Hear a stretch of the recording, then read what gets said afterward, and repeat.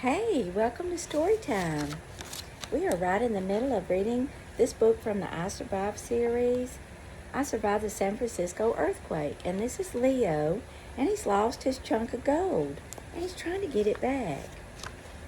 Fletch opened his eyes. We're on chapter 7. What the heck? And he jumped up. Leo's candle gave the room an eerie golden glow. Wilkie stirred for a second, grumbled, then closed his eyes again, and Fletch gave him a kick. "What?" Wilkie said, scrambling to his feet. He quickly fixed his eyes on Leo. "Who's that?" "Give me my gold," Leo whispered again. The two boys stared at him. Then Leo saw it in Wilkie's eyes, a flicker of fear. "It's that man," Wilkie said. "What man?" Fletch rasped. "Let's get out of here," Wilkie said. Fletch wavered a little. Leo could see it, but he was still looking at Leo with a hard, untrusting expression. He wasn't fooled, Leo thought. This wasn't working. "Run," he told himself. "Get out of here now." Somehow Leo was able to stay still. He stood a little taller and imagined he really was the ghost of a murdered man.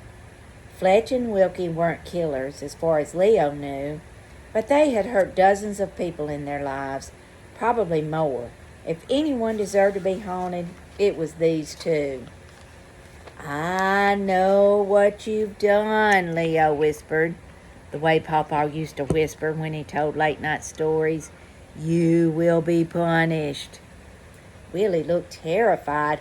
It was as though Leo had cast a spell on him.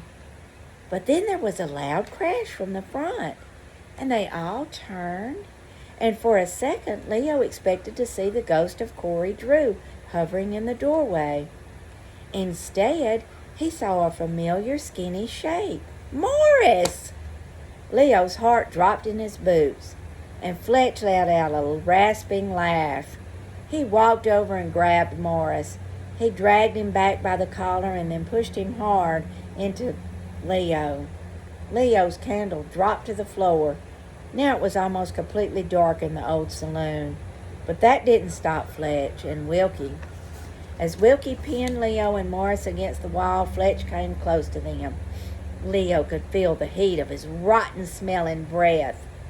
Fletch grabbed Papa's hat from Leo's head and smacked him across the face, hard. "Your gold is long gone," he said in his sickening growl. And then he punched Morris in the stomach. Morris doubled over, moaning in pain. "Hey," Leo said, and without thinking, he gave Fletch a hard shove. Fletch tripped and fell to the floor. In the faint pre-dawn light, Leo saw the chilling stare on Fletch's face. It was the look of a rattlesnake ready to strike. Fletch leaped to his feet and came charging toward Leo. Leo closed his eyes and braced himself against a beating. His entire body began to shake. But wait, he wasn't shaking. The house was shaking, the entire house. There was a strange sound like thunder rumbling from deep in the ground. The trembling got stronger. The noise rose up around them, so loud that it hurt Leo's ears. The floor bounced beneath their feet. "What is it?" Wilkie asked. Morris grabbed Leo by the arm. "It's an earthquake," Morris shouted. "We have to get out of here." Chapter 8. But Leo couldn't run. The shaking was too strong. The floor rose and fell, tossing Leo into the air and dropping him. Plaster rained down from the ceiling, swirling dust filled Leo's nose, eyes, and mouth. The noise grew louder. It sounded like 100 freight trains were rushing through the house, their whistles screaming. The shaking stopped for a few seconds, and Leo managed to stand up. He staggered a few steps towards the front door, but the shaking started up again, stronger than before. Fletch pushed past him, and Leo saw him dive through the front doorway. The rumbling became stronger still, and Leo fell again. Now the entire building seemed to be rising, falling, twisting, turning. Smack! Something hit him in the back, hard, and then another thud hit him in the shoulder. Bricks, they were falling from the ceiling. That huge chimney was collapsing. Leo had to get out, but he couldn't even stand. He curled himself into a ball, sure he was about to be buried alive. Suddenly he felt hands gripping his arm. Someone was pulling him forward. Morris! They rushed together and leaped toward the door and landed hard on the sidewalk. And then, crack! Boom! Bricks poured down, hundreds of them spilling out the doorway. Had they been just a few steps slower, they would have been buried. The ground gave one last great shake, and then it stopped. The earth was still. The silence was almost as frightening as the noise. Leo lay on his stomach, afraid to move or even take a breath. Now what would happen? He'd never been through an earthquake before. Would the shaking start again? Morris was next to him, his face streaked with dirt and sweat, and he had an angry, ugly bump just below his eye. Like Leo, he was too stunned to speak. Leo looked in shock at the scene around him. Was this really the neighborhood he'd been walking through just minutes before? It looked like a furious giant had marched through the city, jumping over some houses and stomping on others. Bricks, stones, glass covered the sidewalks and spilled into the street. Some of the houses had collapsed. Others looked like a sneeze would send them crashing down. People stood on the sidewalks terrified. Families huddled together. Babies broke the silence with screams. Some people were stretched across the sidewalks, not moving. Leo looked all around the crumbling buildings. How many people were trapped? There had to be hundreds buried alive or dead. Fletch and Wilkie were nowhere to be seen. Fear rose up in Leo. What would he do? Where would he go?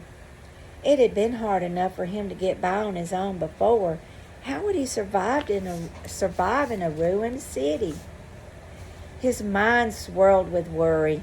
He imagined himself wandering the ruined streets, scrounging for food like a rat.